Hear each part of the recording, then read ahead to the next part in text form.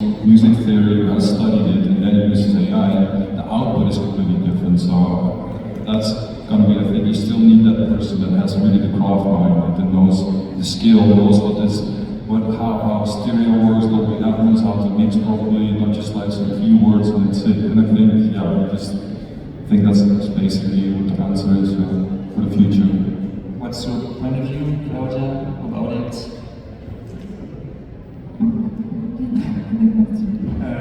The question was, how do you find the style with AI? Because you can copy or recreate a specific style with AI.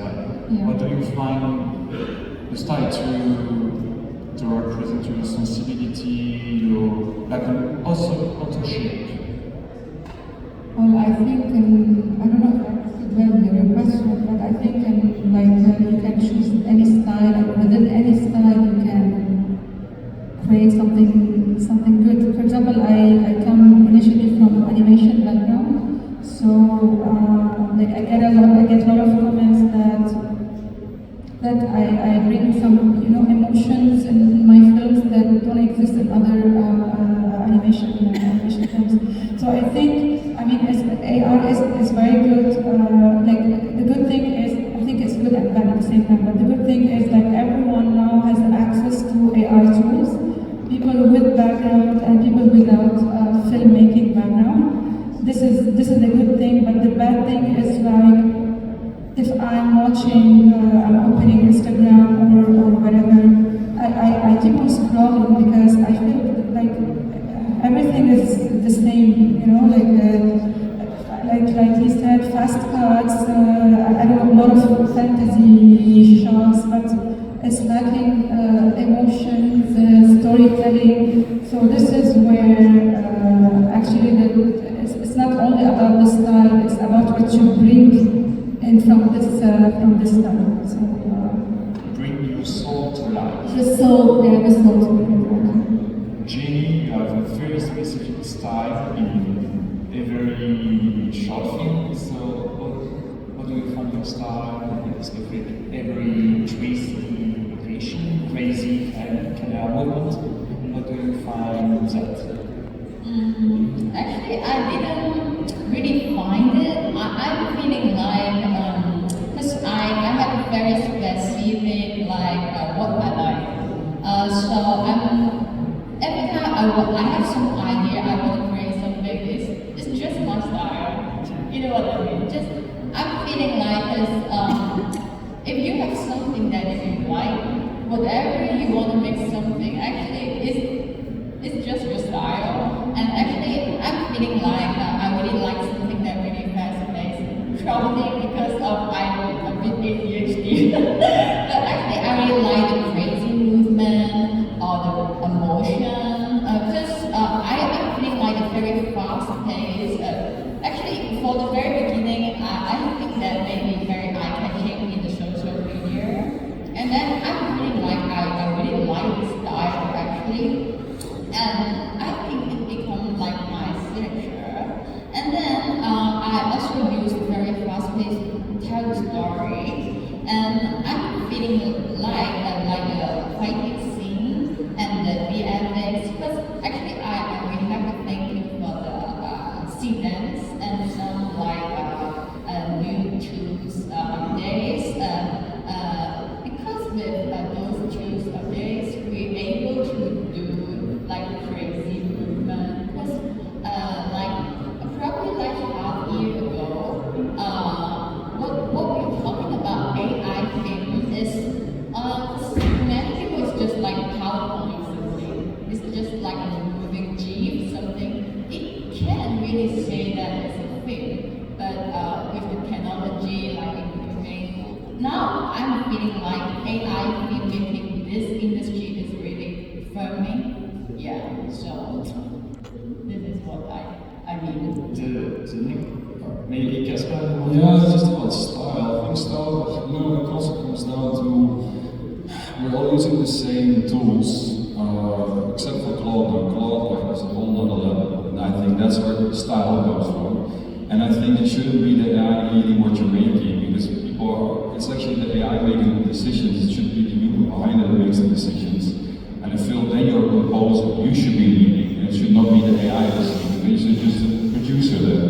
So that also comes down to the beginning what I said, don't have as soon or make a track, no, go out there, record your own sounds, work, go vibe coding, everyone can do vibe coding now, make your own projects, make your own things, your own style, your own creation that no one else has, and then it becomes unique. And I think that's where we're heading towards now, because we're in the beginning stage, but now with Claude, like creativity is endless what you can do with it. The next question is especially for Arthur, because you work with Madame, and you know a lot of people who get CDPs with Madame. And the question is, what's the one thing you actually didn't expect when you are approaching the work on AI? And not necessarily on the technical side, but more in the day-to-day life in the business of AI. I think there's the tendency, is we talk less about the technique and more about the message, because that's what's been happening with the previous technologies that came before AI. We always like to talk about the cinema, the suspension of disbelief, and I think we may be applied to not being able to talk about the technique, about the execution by itself, but about the message. If people can only pay attention to your message, I think it's still to make it known. So in this matter, this is evolving every day. These people are just joining the platforms, have new tools and new capabilities every day, and at least in my personal point of view, I think the message, the communication, the story, even if it's a commercial one, for brands, it's the main goal to have access to these tools, And this reflects it in everything, maybe in a CPP level, in a commercial kind of craft, because the message, the communication is the main point. Jimmy, your day-to-day life, when you decide to go to AI, will change in your life? Not especially on the technical aspect, but My life?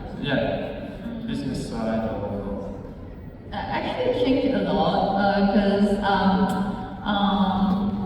before, actually, I'm quite a very enjoy life person, and after AI, but of course because I like it so much. Because before I'm not working in the filmmaking industry, I have actually no filmmaking background, but I really feel like with this technology, I can make my dreams come true.